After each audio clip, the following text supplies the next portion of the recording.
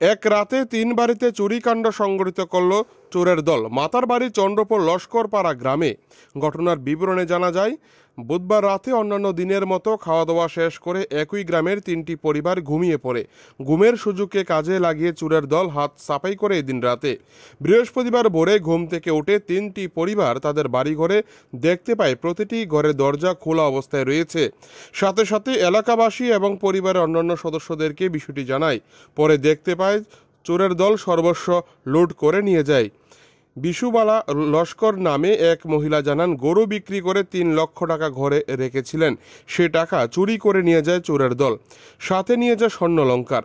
জানা যায়, ৩ বাড়িতে চুরির ঘটনায় ক্ষতির পরিমাণ দাঁড়িয়েছে প্রায় 10 লক্ষাধিক টাকার উপর। গ্রাম সূত্রে খবর, চুরির ঘটনার খবর পেয়ে এলাকায় ছুটে যায় পুলিশ। শুরু হয় চুরির ঘটনার তদন্ত।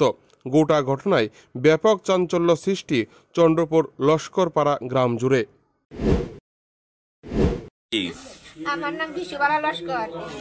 এটা কোন জায়গা? এটা উত্তর চন্দ্রপুর। উত্তর চন্দ্রপুর লস্করপাড়া। লস্করপাড়া। আচ্ছা, কি হয়েছে গতকালকে? আমার ঘরটা চুরি হয়েছে। আমার সব লিয়ে গেছে চুরে। কি নিছে? আমার আলমারি ভেঙ্গা, কাগজ উপরে নিচে, সন্দুক ভেঙ্গা, আমার গয়নাপত্র নিচে, ক্যাশ টিয়া নিচে। ক্যাশ কত আসলো? 3 লাখ টাকার মতন আসিল। আমার ক্যাশ টিয়া, আমার গরু বাছা টাকা।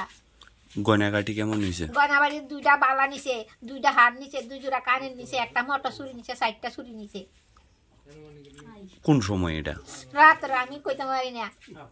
আপনি কই আসলেন? আমি আমার বারিন্দা কুড়া ঘুমাইছি। আমি এই ঘরে ঘুমাইলে দরজা লাগালো না, দরজা বাইনতাম। রাত্রে কয়টার সময় বন্ধ করছেন? আমি 9:30টার সময় দরজা বন্ধ করছি।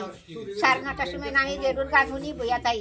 তো 9:30টার সময় আমি দরজা বন্ধ করে তো তালা দিয়া তো হে করে গেছি, বারিন্দা গেছি। আজকে সকালবেলা টের পাইছেন? আজকে সকালে টের পাইছি। সকালে 5টার সময় আমি টের পাইছি। 5টার সময় তালা ঘুরতাম, আসি দরজা খোলা। তো যেই ঘরে এই অবস্থা। মোট কত টাকার জিনিসপত্র নিছে? স্বর্ণটি তো কইতে পারি না। আমার ক্যাশ 3 লাখ টাকা, গরু বেচা টাকা।